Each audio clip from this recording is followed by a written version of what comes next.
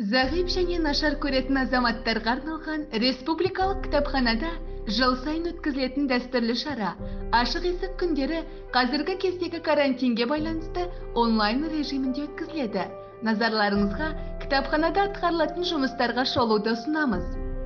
Зағип және нашар көретін азаматтарға арналған республикалық кітапхана республикалық мемлекеттік мекемесі 1971 жылы 5 ақпанда Қазақ Кеңестік Социалистік Республикасы Министрлер Кеңесінің шешімімен ашылды.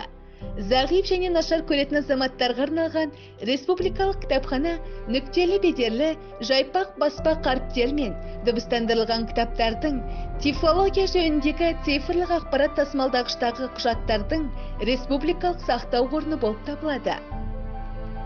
Кітапхана Қазақстан Республикасының зағип және нашар көретін азаматтарға арналған 8 облыстық, 5 қалалық кітапханалардың 3 арнайы бөлімнің әдістемелік орталығы болып табылады. Кітапхана пайдаланушыларға кітапханалық, анықтамалық библиографиялық, ақпараттық қызмет көрсетуді жүзеге асырады. Оның мақсаты заманауи технологияларды, телекоммуникация құралдарын, интернеттің ғаламдық желісін пайдалану негізінде кітапхананың ақпараттық ресурстарына еркін, шектеусіз, тең құқылы қол жеткізуді қамтамасыз ету.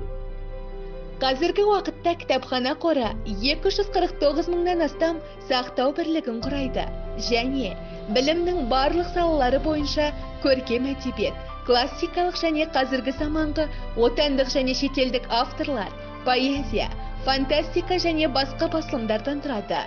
Кітапханалық қызметті жыл сайын 3 мыңға жуық пайдаланушы пайдаланады. Бұл әдістемелік, тифло ақпараттық, көзі нашар көретін жандармен жұмыс істейтін әлеуметтік мәдени орталық. Анықтамалық библиографиялық ақпарат зағиптардың қызметіне жедел көмек көрсетуге мүмкіндік береді. Каталогтар мен картотекалар қазақ және орыс тілдерінде 2 қаріпте, әр басылым түріне бөлек жүргізіледі. Кітапхананың электронды каталогының көлемі 24452-ден астам жазбаны құрайды. Аталған кітапханада тек зағип оқырмандарға ғана емес, сезу, есту қабілеті төмен, мүмкіндігі шектеулі пайдаланушыларға басқа кітапханалар көрсете алмайтын қызмет түрлері қолжетімді. Кітапханада пайдаланушыларға 8 бөлім қызмет көрсетеді. Атап айтқанда, кітапханасын дамыту, библиография және тифлология бөлімі. Бөлім пайдаланушыларға кітапхана ісін дамыту, библиография және тифлология мәселелері жайында оқу орындарына, Қазақ соқырлар қоғамының мекемелері мен ұйымдарына, кәсіпорындарына, Қазақстан Республикасының зағип және нашар көретін азаматтарының арнаулы кітапханаларына әдістемелік және тәжірибелік көмек, ақпараттық библиографиялық қызмет көрсетеді. Бөлім келесі бағыттар бойынша жұмыс атқарады.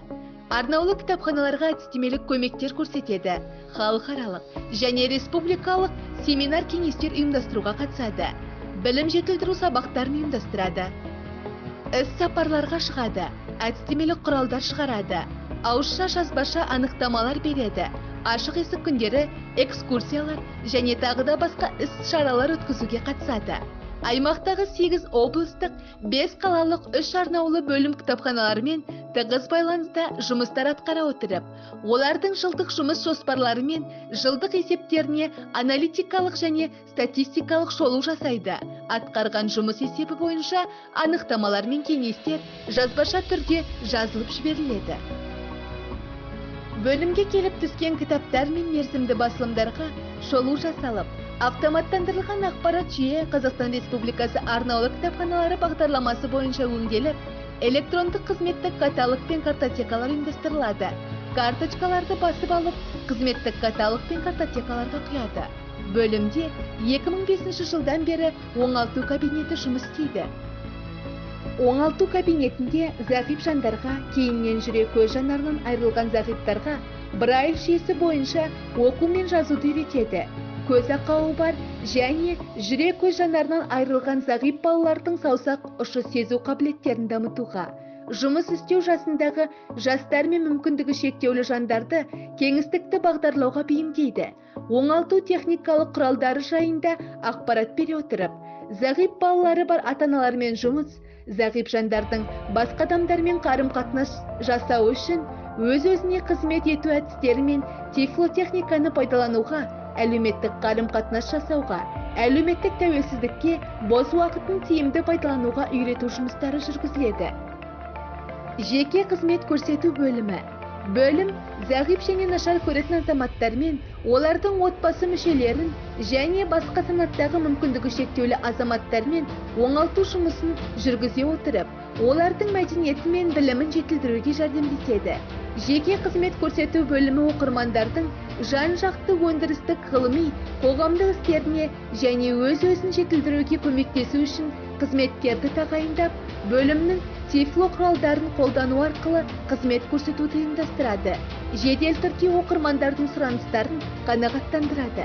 Жеке жұмыс жасау бөлмелері мен бөлім залында дауыстап оқып беру арқылы қажетті әдебиетті таңдап беру. Рефераттар, курстық және диплом жұмыстарының мәтіндерін жинастырып, компьютерде теруге көмектесу. Оқу тапсырмаларын дайындауға көмектесу. Диктофонға, магнитофонға жазу арқылы қызмет көрсетеді. Бөлім залында топтық және жеке дауыстап оқуды жалпы оқырмандарға танымал адамдармен кездесулер, поэзия, тарихи танымды әдеби сазды кештер және тағы да басқа ұйымдастырады. Және ақпарат күндерін ұйымдастыруға қатысады. Кітапханалық библиографиялық білімді насихаттап, оқу мәдениетін тәрбиелейді. Кітап қорын толықтыру, өңдеу және каталогтарды ұйымдастыру бөлімі.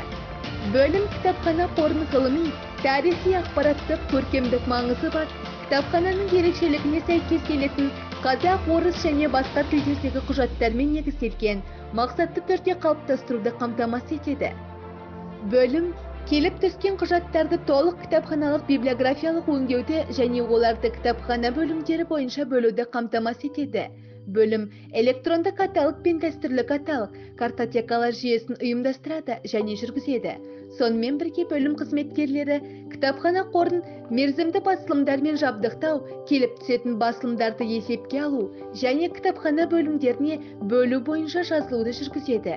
2020 жылдың 1 қазанына кітапхана қоры 69469 атауда, 250.152 құжатты құрады.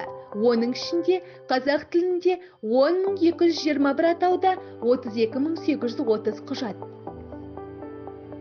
Кітап қорын сақтау және абонемент бөлімі. Бөлім зағип жандарға мемлекеттік кітапханалық, сонымен қатар басқа да санаттағы мүгедектерге абонемент, кітапхана пункттері, дауыстап оқу үйірмелері, кітапханаралық абонементтер арқылы ақпараттық кітапханаралық қызмет көрсетуді жүзеге асырады. Бөлім жеке структуралық бөлімше болып табылады. Бөлім құрамына абонемент, кітап қоры, сырттай қызмет көрсету және электронды зал кіреді.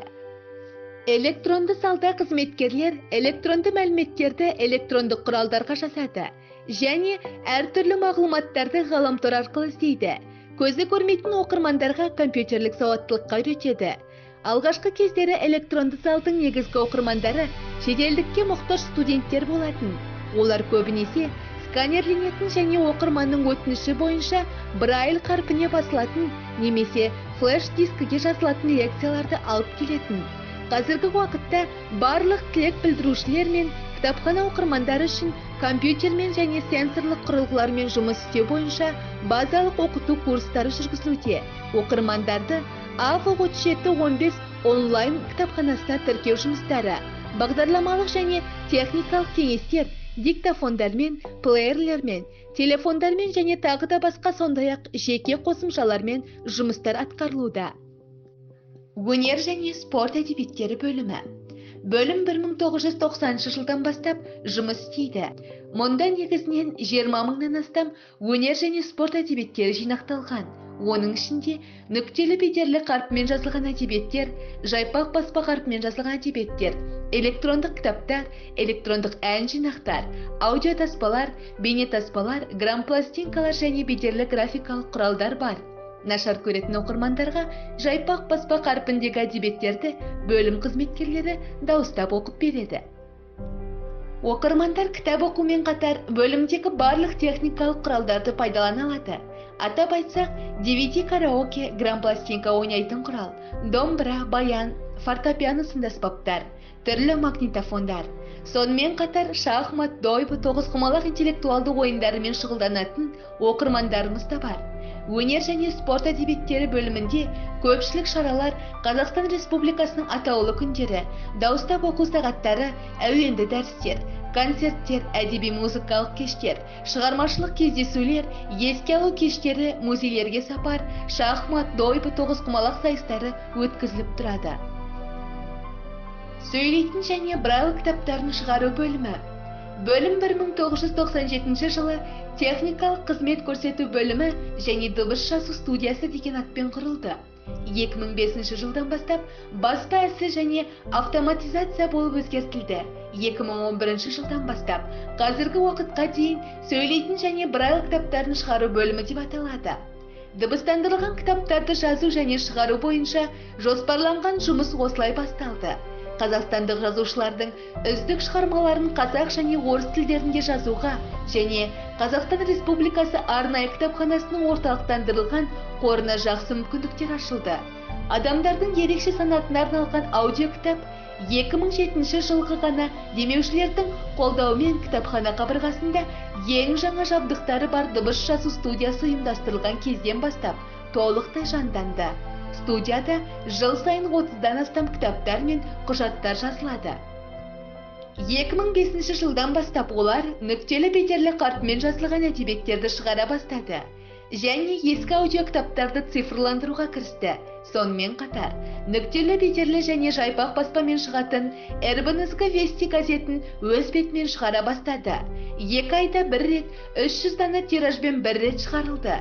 Сонымен қатар, Менің жолым Мой путь дыбыстандырылған газеті айына бір рет және Қазақстан Республикасының арнайы кітапханаларында таратылды.